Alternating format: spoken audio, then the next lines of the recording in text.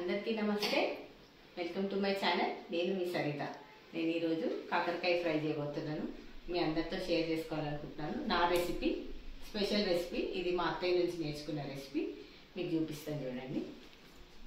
First కాకరకాయలు cut చేసుకొని వాటిని ఉప్పు పసుపు వేసి కొంచెం పిసికేసి కడుక్కోవాలి.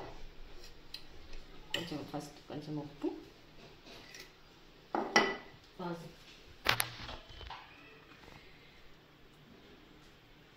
కొద్దిగా పసుపు వేసి దీన్ని బాగా కడగాలి.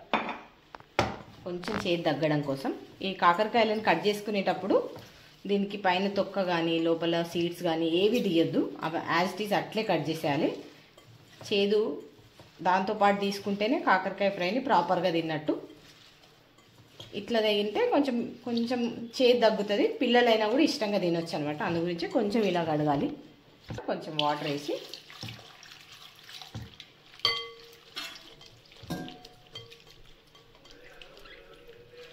వాటిని పక్కన ఉంచేసి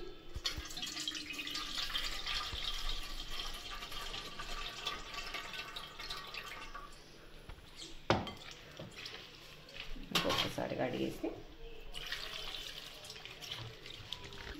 ఇట్లా కడిగితే మీకు తొక్క అవన్నీ తీసే దగ్గర పోయే చేదు కన్నా దీంట్లో పోయే కొంచెం చేదు మనకు పంటికి కొట్టకుండా ఉంటుంది అనమాట. పిల్లలైనా ఈజీగా టేస్ట్ చేయొచ్చు, ఎవరైనా తినచ్చు. ఇది పిల్లలు తినలేరు అనుకుంటారు కదా చాలామంది, కానీ పిల్లలు కూడా ఈజీగా తినేయచ్చు దీన్ని. ఇప్పుడు ఒక పొయ్యి వెలిగించాలి.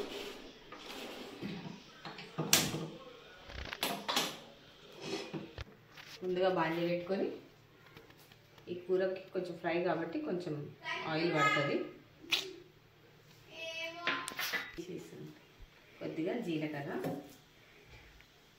ఆప్షన్, ఏ వంటలు వేసుకున్నా బాగానే ఉంటుంది కాబట్టి వేస్తున్నా. తర్వాత కొంచెం ఎక్కువ ఆనియన్స్ పడతాయి దీనికి. ఒక బిగ్ సైజ్ 2 ఆనియన్స్ వేసుకుంటే, ఇది యాక్చువల్గా మా అత్తయ్య రెసిపీ, మా అత్తయ్య స్పెషల్. ఆనియన్స్ వేసుకున్నాం.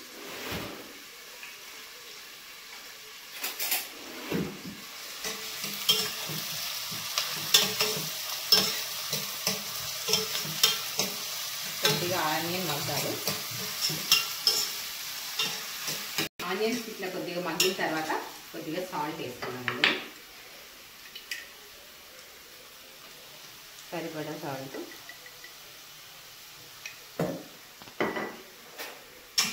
ఇప్పుడు అట్లే ఇందులో కొంచెం అల్లం వెల్లుల్లి పేస్ట్ వేసుకున్నాం.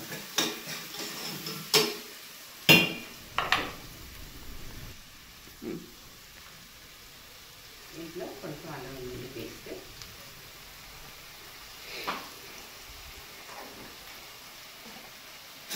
కొంచెం ఫ్రై అయ్యేదాకా ఫ్రై చేసుకొని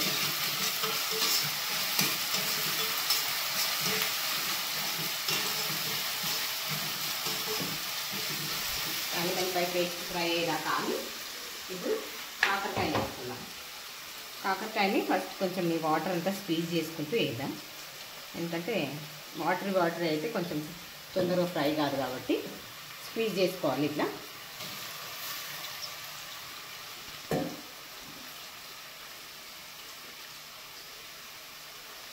స్క్వీజ్ చేసుకొని ఇందులో వేసుకోవాలి. ఇప్పుడు నేను బాగా కలుపుతున్నాను.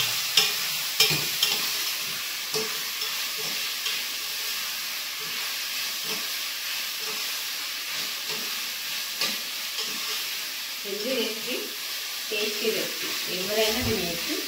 చాలామంది వాళ్ళ ఇంట్లో పిల్లలు తినరు అని చెప్తుంటారు. కాకపోతే ఇట్లా చేసి పెట్టి చూడండి. మీ పిల్లలు తినకపోతే నాకు కామెంట్లో చెప్పండి. అప్పుడప్పుడు ఒక 2 మినిట్స్ ఒకసారి, ఒక 2 టైమ్స్ అట్లా కలుపుకోవాలి. మగ్గిందని తెలుసుకునేదాకా కలుపుకుంటాం. మళ్ళీ ఒక 2 మినిట్స్ వస్తాం. ఒకసారి మళ్ళీ కలుపుకొని చూద్దాం. ఆల్మోస్ట్ 80% అయిపోయింది. ఇప్పుడు ఇందులో పసుపు, కొద్దిగా పసుపు,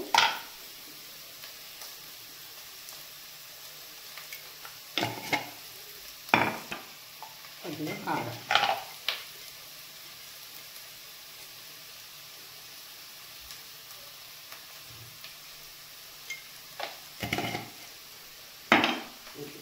వేసుకుందాం.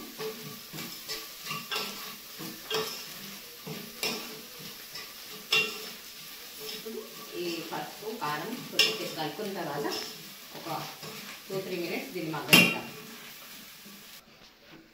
ఇప్పుడు ఒక 2 మినిట్స్ అయింది కదా, దీన్ని కలుపుకుందాం. కారం కదా, ఆ కారం కాబట్టి కింద మాడకుండా చూసుకోవాలి, మధ్యలో కలుపుకుంటూ చూసుకోవాలి.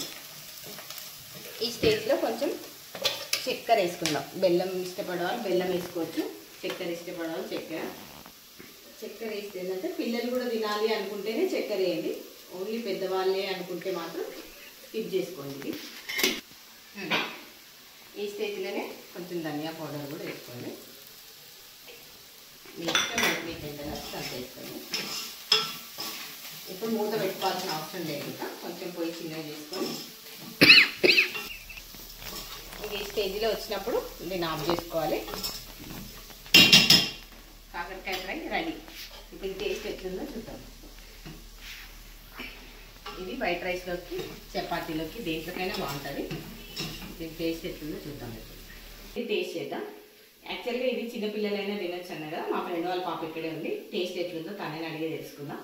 రసం అన్వి, నువ్వు చెప్పు ఇది ఎలా ఉందో ఫస్ట్.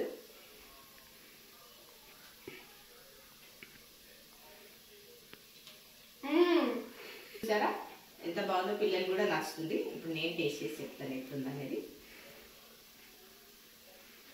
సూపర్ అండి, ఉప్పు కారం అన్నీ పర్ఫెక్ట్గా సరిపోయింది. మీరు కూడా ట్రై చేసి నాకు చెప్పండి ఎట్లుంది అనేది. టేస్ట్ మాత్రం అదిరిపోయింది. మీరు కనుక ఈ కర్రీ ట్రై చేస్తే ఎలా వచ్చిందో నాకు కామెంట్ చేయండి. మీకు కనుక ఈ వీడియో నచ్చితే లైక్ చేయండి, షేర్ చేయండి, సబ్స్క్రైబ్ చేయండి. Thank you.